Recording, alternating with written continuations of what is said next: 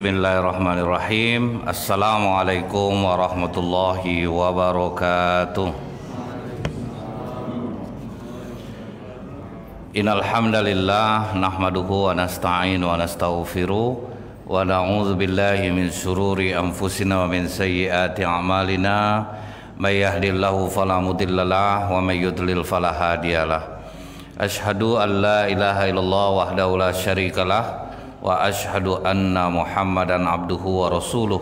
Allahumma salli wa sallim wa barik ala hadzal nabiyil karim wa ala alihi wa sahbihi ajmain. Bapak Ketua Masjid beserta pengurus yang saya hormati, alim ulama, tokoh masyarakat, cerdik pandai, Bapak Ibu orang tua yang saya muliakan, hadirin hadirat yang semoga kita semua senantiasa dirahmati oleh Allah.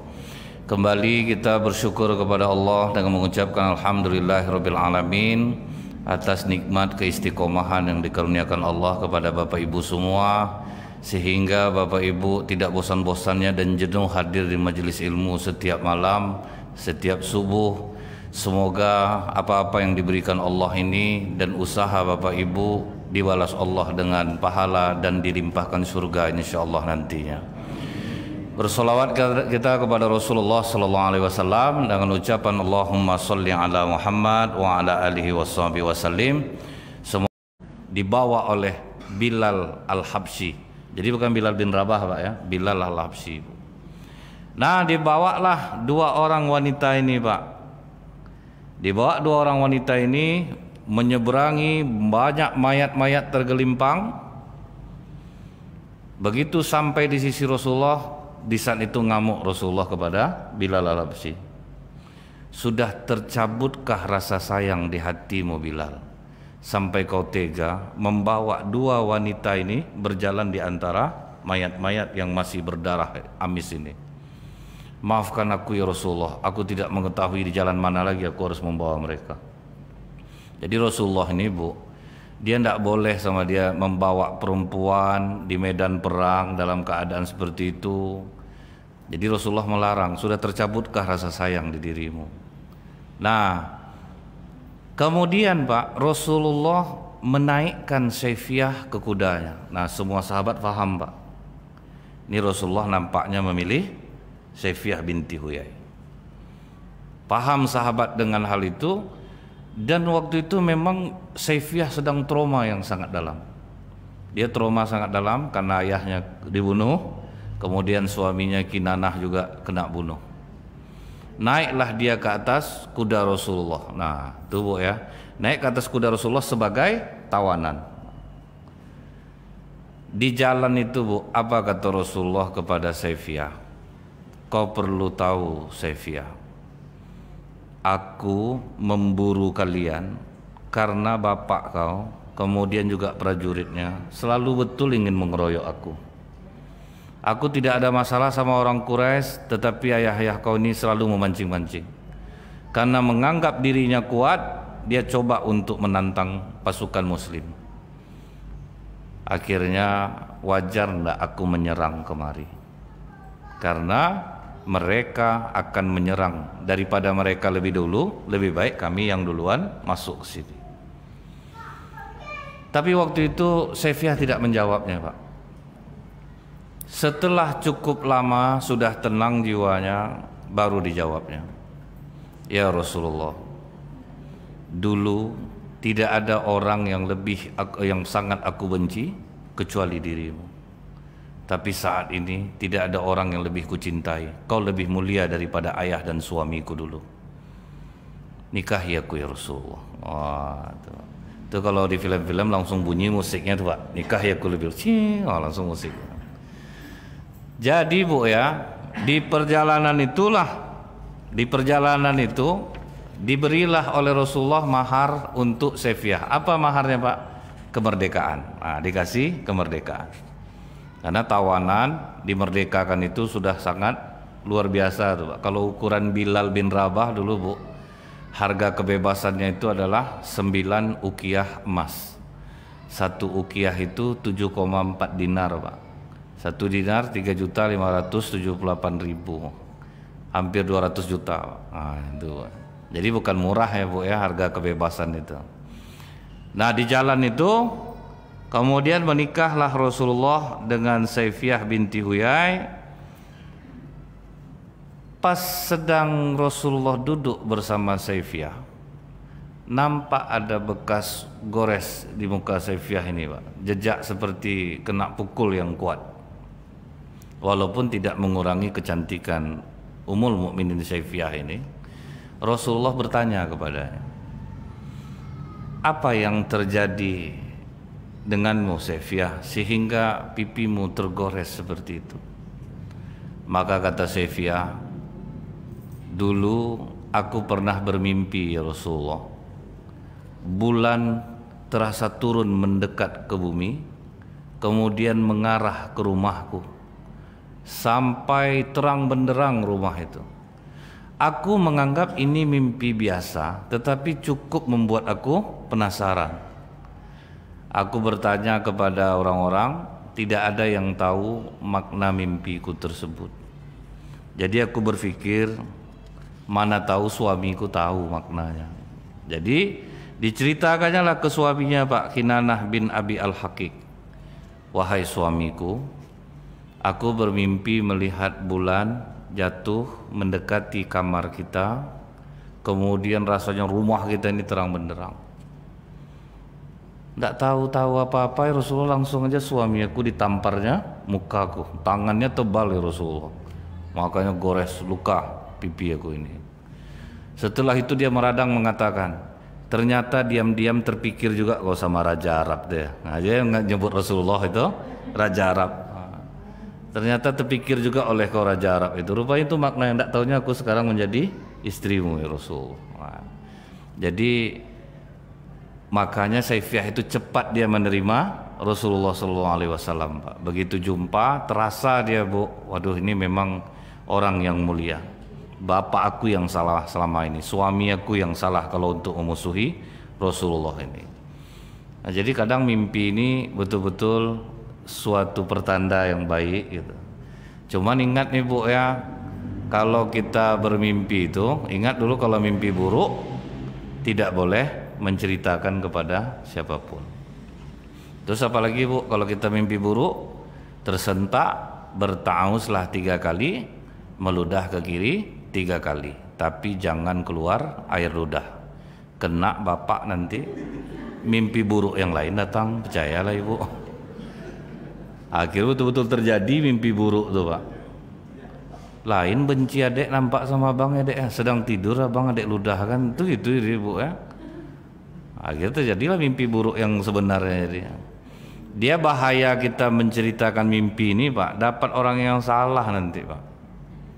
Dapat orang yang salah, akhirnya kita cocok-cocokkan arti mimpi kita tuh nanti ya dia. Perempuan mimpi menggiling cabai pakai batu giling, biji cabai kena di matanya, pedih. Datang kawan yang mengerti kan Pak, itu mimpi menangis tuh Kak. Hati-hatilah kakak, suami kakak tuh. Tentu bangkit cemas perempuan nih Pak, tiap hari dipandangnya juga suaminya sambil menangis Bu. Tuh heranlah suaminya.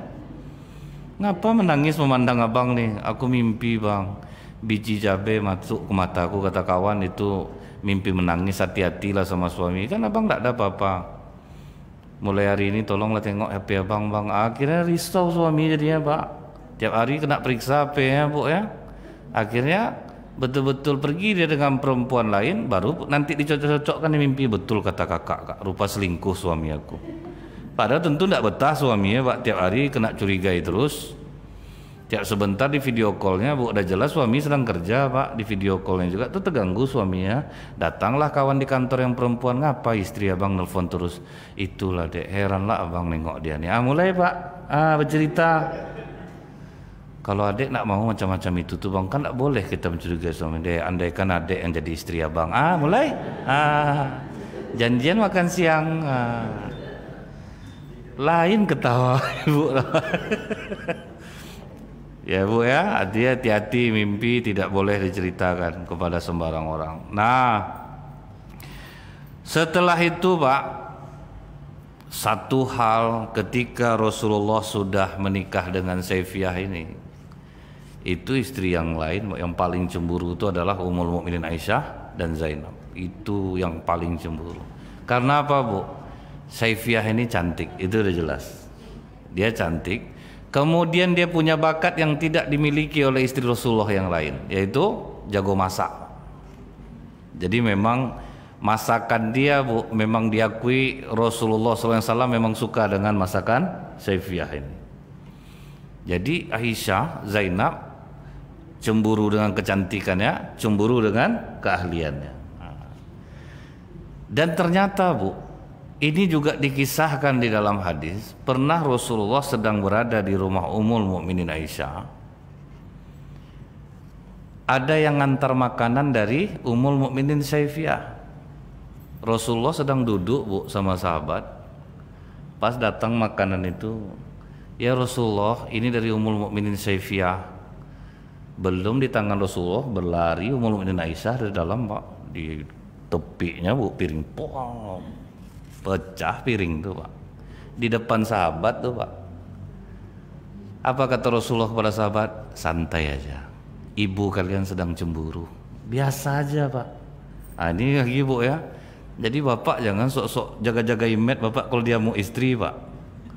Ini depan kawan kurang ajar mama ya, Ma, ya. Bikin malu Bapak. Tahu enggak mama papa ini siapa? Nah, hilang harga diri papa gara-gara mama. Siapa betul kita, Pak? Jadi, Bu, jangan segan, Bu. Hamuklah kami dimanapun, Ibu. Dan bapak yang mendengarkan kajian ini, Pak, tolong redahkan hati bapak. Ternyata itu hal yang biasa, Bu. Tidak membuat Rasulullah marah. Ini kadang-kadang ustadz-ustadz ini, Bu, ya kan malu dia. Percuma bang ustadz bikin malu. Enggak ada. Rasulullah, Bu, biasa saja. Masuk Rasulullah ke dalam. Apa kata Rasulullah ke Aisyah, Bu? Aisyah, ganti piring Saifiyah balik. Piringnya pecah, ganti balik piringnya. Biasa sama Rasulullah, Pak, yang seperti itu. Sempat itu terjadi sama bapak sebelum bapak tahu kajiannya. Apa kira-kira yang terjadi, Pak? Nah, nggak ada lagi cerita tuh. Jadi inilah yang makanya Rasulullah itu, Pak, apapun di dirinya itu bisa menjadi contoh. Terutama hal-hal yang seperti ini, Bu, yang kita merasa selama ini istri kok nggak sopan sama aku ya, istri kok nggak bikin aku malu ya, ternyata biasa. Udah ngamuk seperti itu, Bu, makanan terlempar-lempar, sahabat di situ loh, Bu. Rasulullah cuma ngomong ke Aisyah, ganti piring Saifiyah, biasa aja, Bu. Dan bukan itu saja, sampai, Bu, Ummul Mukminin Aisyah ini apa katanya ke Rasulullah? Nggak usah sayang-sayang betul sama Saifiyah tuh lagi itu. Dia tuh pendek, nggak cocok sama kau ya Rasulullah. Nah, sampai begitu loh, Pak. Tapi pas Ummul Mukminin Aisyah mengatakan Saifiyah pendek, di situ Rasulullah baru menggurui, Pak. Aisyah, jika yang keluar dari mulutmu itu masuk ke laut, ternoda air laut nih semuanya. Tidak boleh ngomong seperti itu. Nah, jadi kalau sudah masuk merendahkan orang, nah itu Rasulullah marah, Pak. Di bagian-bagian seperti itu Rasulullah marah, nggak boleh Aisyah, tidak boleh kita mengatakan seperti itu. Jadi dia berusaha ngulminin Aisyah ini, Bu, bagaimana Rasulullah ini tidak sayang kepada Saifiyah. Dan ternyata dalam rumah tangga cemburu yang seperti ini itu biasa, Pak. Cuma Rasulullah menasihati seperti itu aja, Bu, nggak boleh ngomong seperti itu Aisyah. Kalau kata-katamu itu masuk ke dalam laut, ternoda air laut ini jadinya. Nah, cuman begitu saja Rasulullah ngomong. Akhirnya Ummul Mukminin Aisyah mengaku dirinya salah dan tidak pernah lagi berkata tentang itu untuk Saifiyah. Tidak pernah lagi, Bu. Cuman kalau Zainab binti Jahsy itu agak bisa meredam, Pak. Dia agak bisa meredam. Tidak ditengokkannya rasa cemburunya sampai akhirnya memuncak rupa nahan, Pak. Rupa nahan, Bu. Karena di antara istri Rasulullah yang manja itu, Pak, Saifiyah. Jadi dia memang manja kepada Rasulullah. Itu tuh yang membuat istri-istri yang lain tuh agak sakit hati, manja, nak tentu arah muak lah nengok dia nih. Itulah. Macam itulah, Bu. Saya terbayang, Bu, dari hadis ini saya terbayang apa yang dirasakan oleh istri-istri Rasulullah waktu itu, Pak. Jadi waktu Rasulullah akan melaksanakan umroh, itu semua istri ikut, tidak terkecuali Saifiyah Zainab juga ada di dalamnya.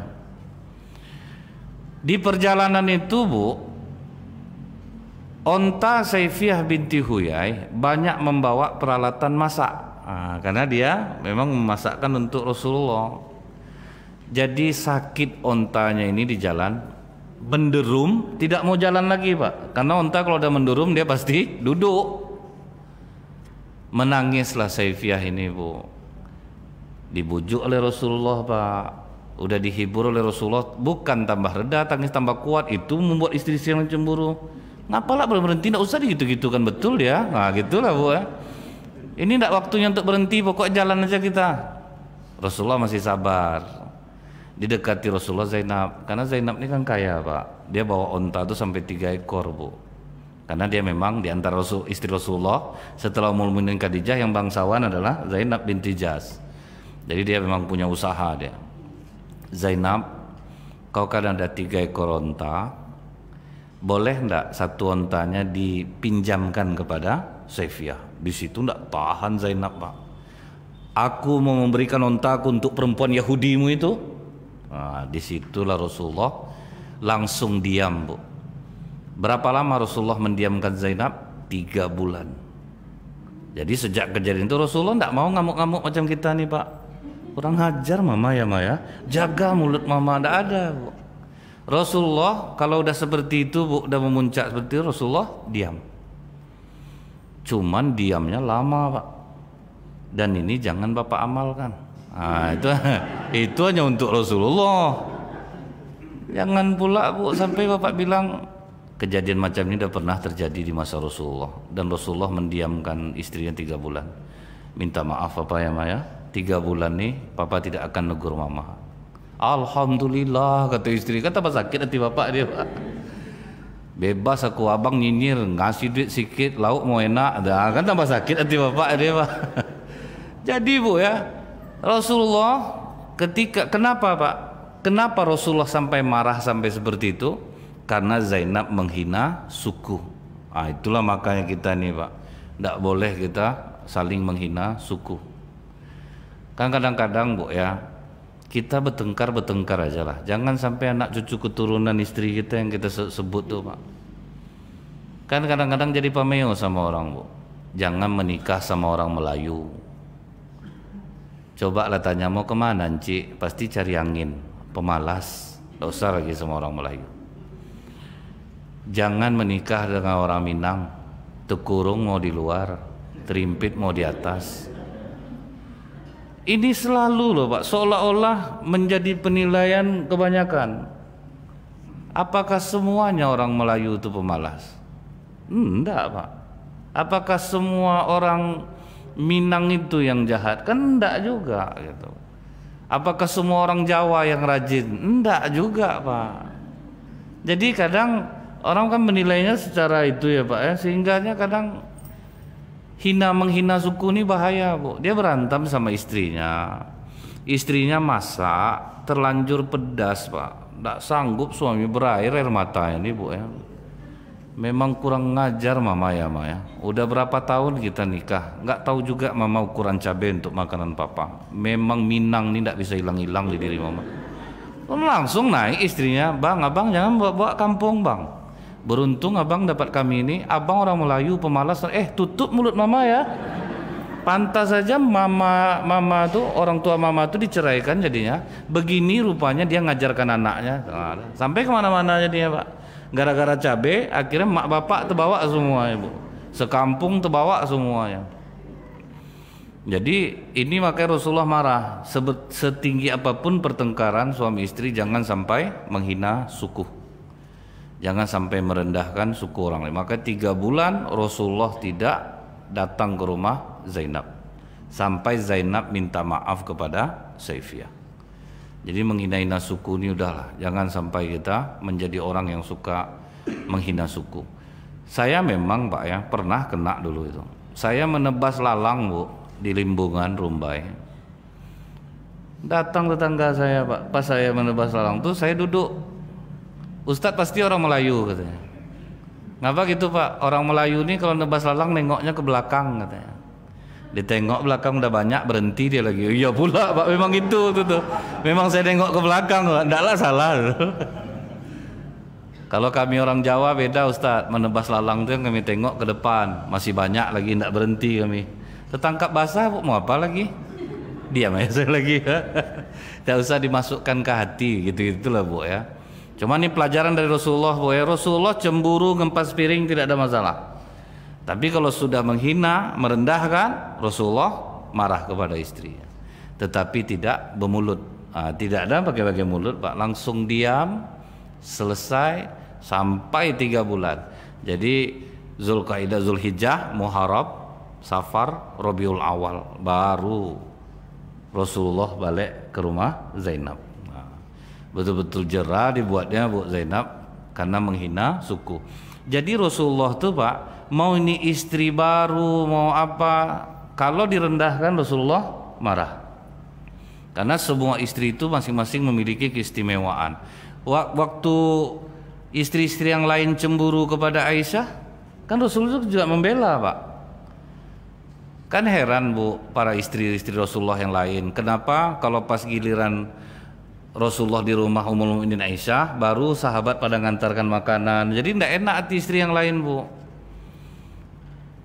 Sampai akhirnya Fatimah diutus oleh istri-istri yang, cobalah bilang ke Rasul tuh kalau ada cerita-cerita tuh bagi-bagi juga lah kami.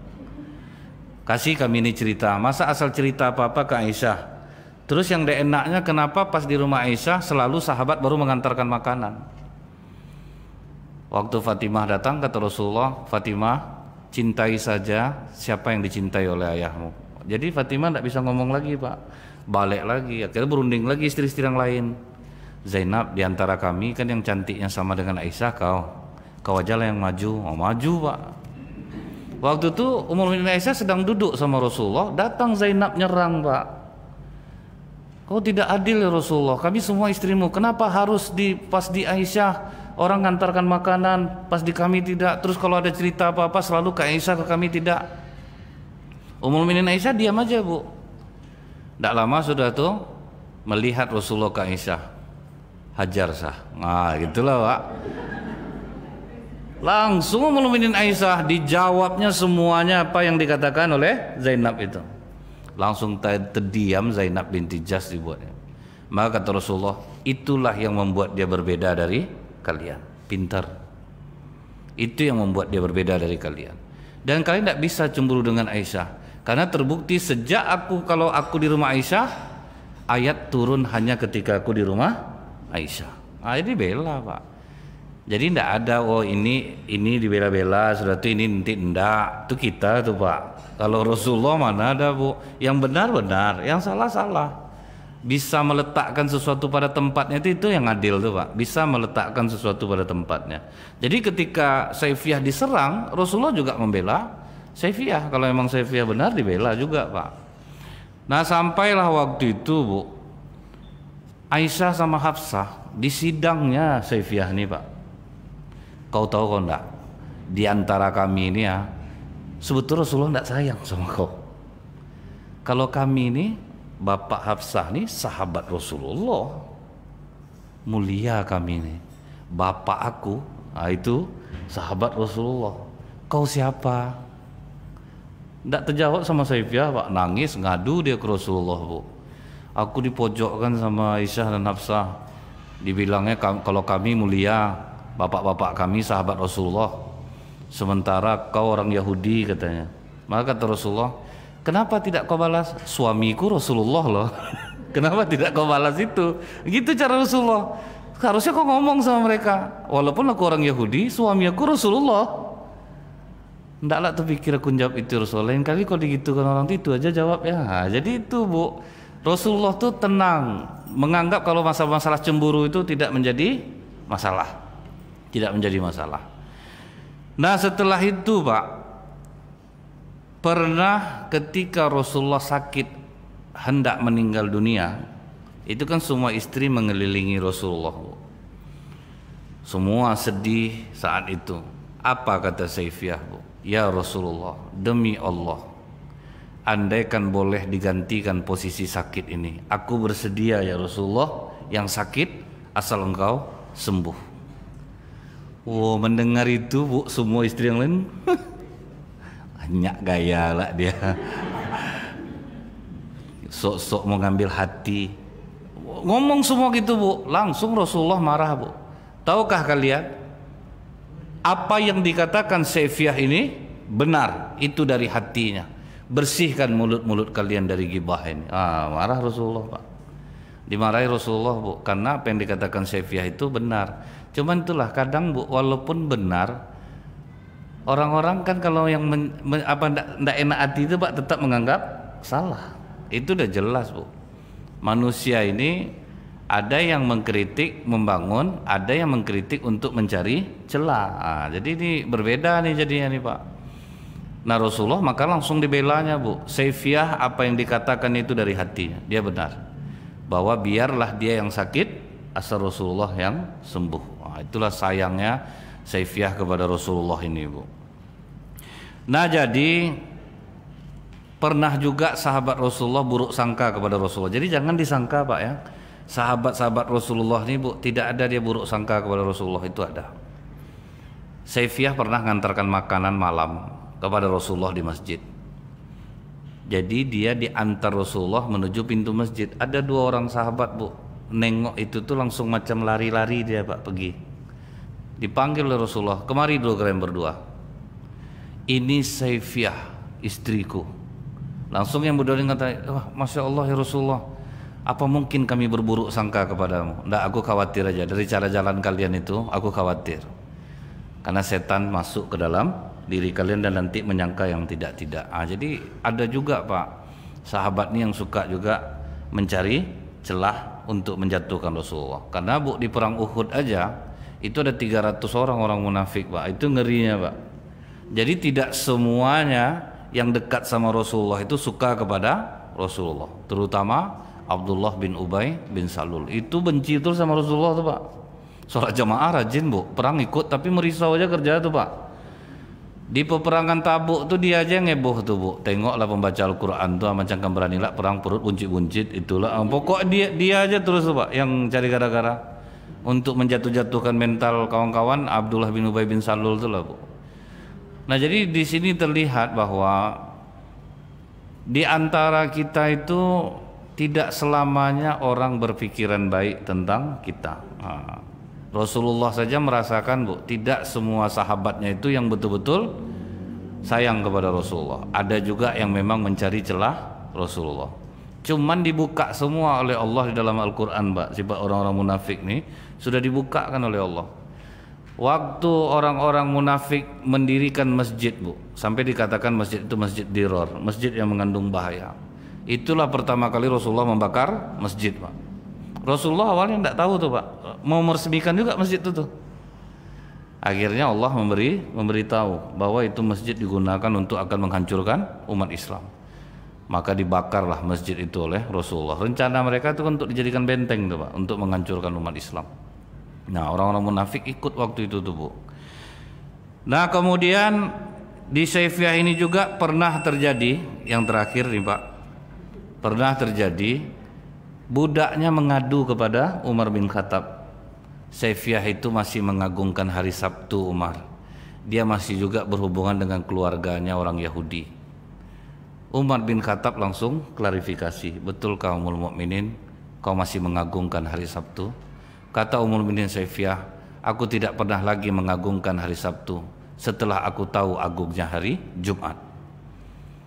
Aku kepada orang-orang Yahudi karena mereka kan masih ada hubungan famili sama aku. Hanya sebatas itu aku menjalin hubungan dengan mereka. Akhirnya budak yang ngadu itu dimerdekakan oleh Saifiyah. Dimarahkan enggak Pak, tapi justru dia dimerdekakan. Jadi kalau ibu bapak dapat pembantu yang ember mulutnya, merdekakan aja lah Pak. Susah Bapak nanti dibuat. Kalau yang ember mulut bahaya Pak, buruk kita di mata orang dibuatnya. Subhanakallahumma bihamdika asyhadu alla ilaha illa anta astaghfiruka wa atubu ilaik. Assalamualaikum warahmatullahi wabarakatuh.